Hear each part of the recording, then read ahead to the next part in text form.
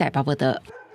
校园食安的问题阁未少。早起有立委甲民间团体就呼吁讲，教育部应该赶紧来推动营养午餐专法，提升学校营养午餐的品质，让家长会当放心。学校营养午餐常常传出食安的问题。根据食药署2022年的统计，全台湾食物中毒的事件有1/3是发生伫学校，1600多的学生受害。若是食安，家长平常时也会关心囡仔食了敢好，敢有营养。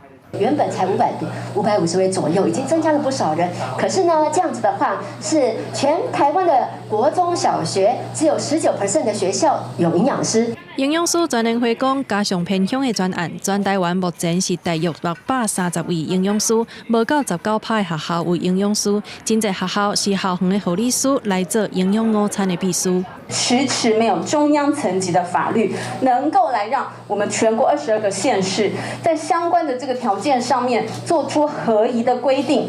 民团推动营养教育甲食农教育，希望会当有营养午餐的专法，包括全国22个县市提供180万的学生中昼顿。就连食品业者嘛支持设立专法接受列管。22县市有22种做法，甚至到每一个县市之后有100所学校，可能有50种做法都不一样。其实，这个民办民营的业者在供餐上要有很强的能力。